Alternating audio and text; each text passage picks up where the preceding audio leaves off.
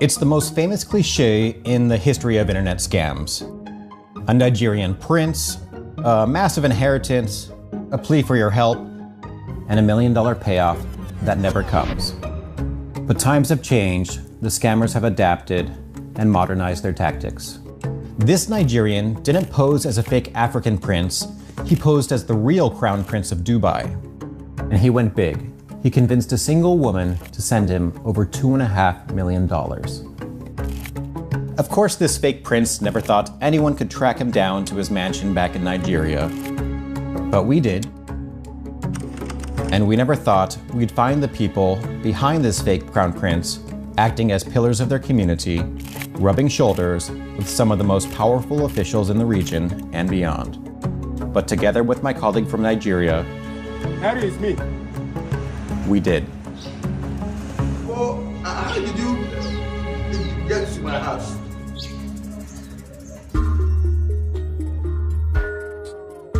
Our story starts with Laura, a successful Romanian businesswoman.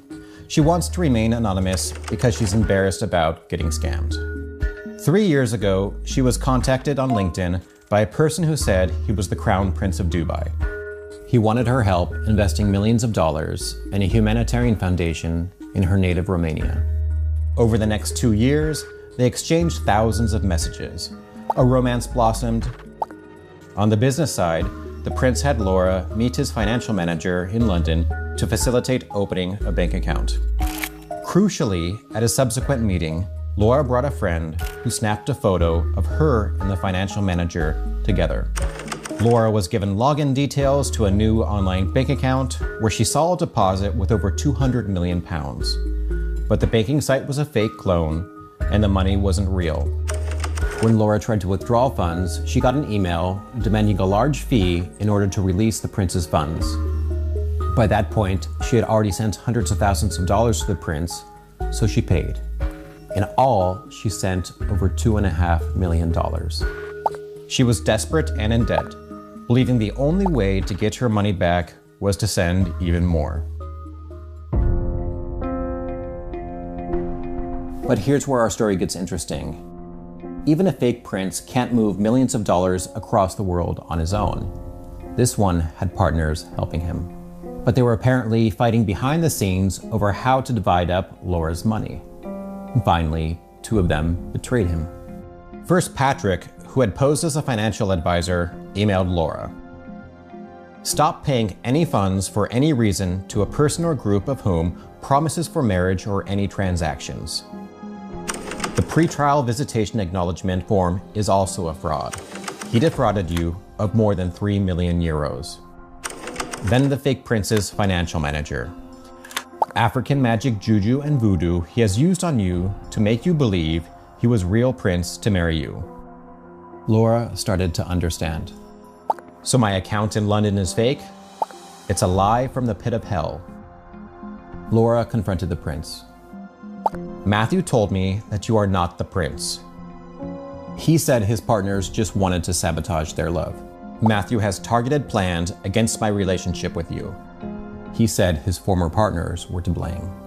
Matthew and Nicholas caused the damages. She realized it was a con and started pleading for her money back. Where is my money? Pay me the money back. How can you be like this? A person with no soul. Finally, Laura asked the fake prince's former partners for a little help. Please give me his real name.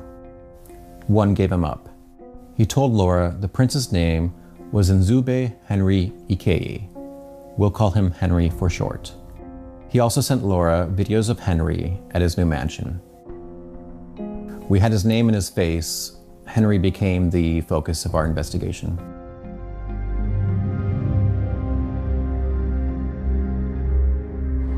I traveled to Abuja, Nigeria to meet Chikezie Omeye, my colleague who led the investigation into the fake prince. The first breakthrough was Henry's online footprint. We realized that he has an Instagram account, but eventually we were able to gain access to both the wife's and his own Instagram. So this guy climbed very quickly. Just within from 2023 to 2024, he was everywhere. And he could see the wealth, the money, and everything. He flew to London for vacation. They were in a business class, the wife and then the son, and went to Louis Vuitton shop and then bought a lot of items.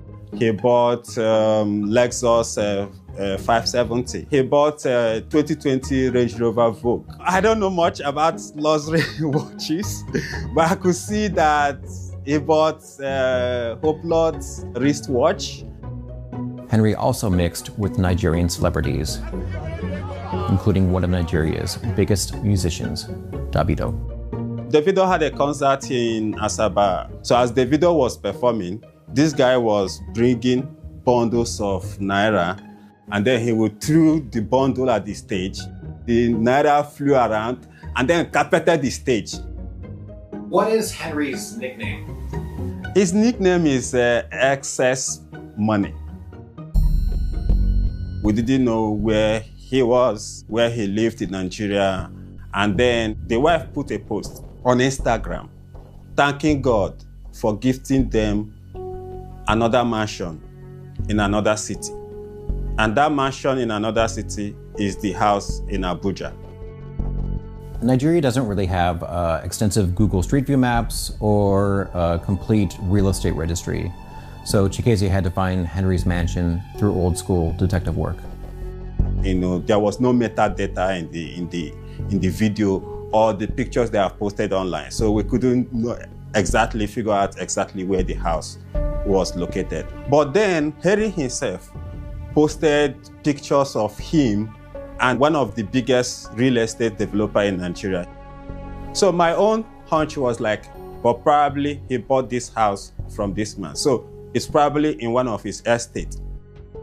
Over several days, Chikezie drove around Abuja, checking the developers' different estates against the social media videos. Eventually, he found one that was a match. He drove us there. This is the military zone, and this is where we are now. See this one. So this is the place we park now. So you could see this, the water tanks, overhead water tanks.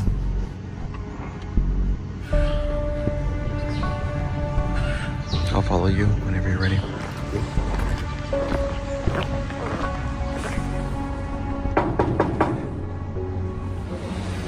Yeah, here is me. Chikezie. Eh? From Laura. From Laura. Do you know Laura? From Romania. Did you ever tell her you are Prince of Dubai? Are you sure? I told you I'm Chikezie, I'm a journalist. I'm from OCCRP. So, how did you get to my house? Well, that's my job as a journalist. Why is this man videoing me? It's not a problem. Don't worry about him. He's my colleague. Do you know Dr. Martin Sabulimen? Yes. Okay. Did he send you money from the UK? I would prefer this question you are asking me now. You consult me in your office, or you meet me or meet my legal team. I don't know what you are talking. No problem. I will get back to you. Okay, send me your legal team. I will send you email. Tell this man though. Yeah, stop. Who is the man, sir? It's my colleague. Oh, wow.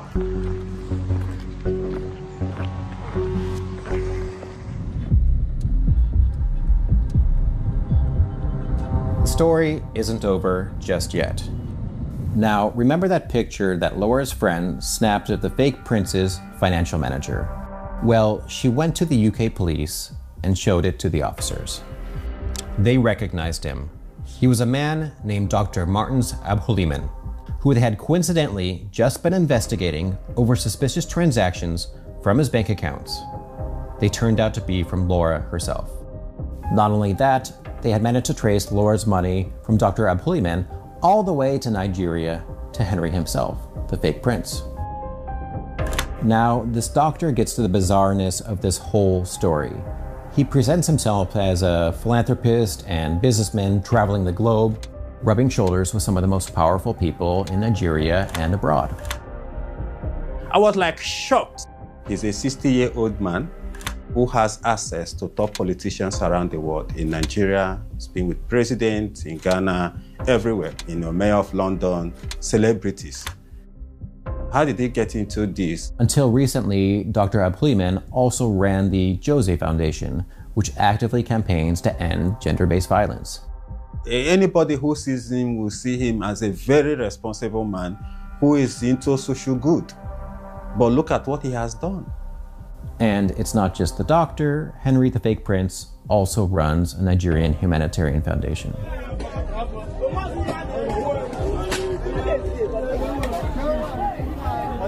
So how do we make sense of this? On one hand, they left a woman in complete financial ruin.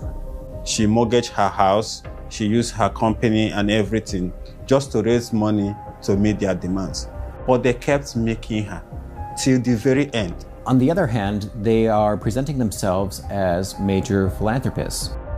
Some of Laura's money even went directly to Henry's Nigerian charity, according to the British police. It's like there are two parallel realities here. We'll probably never know what motivated the doctor and the fake prince to do what they did. But one thing is clear. Even though Laura's case is an extreme example, she's not alone. The Dubai Prince scam is just part of a larger explosion in online fraud that has destroyed millions of lives. Organized crime has done the math. They see that this industry can be just as lucrative as drug trafficking, and easier and safer. And so far, it's been really difficult for law enforcement to come together, cooperate across borders, and stop them.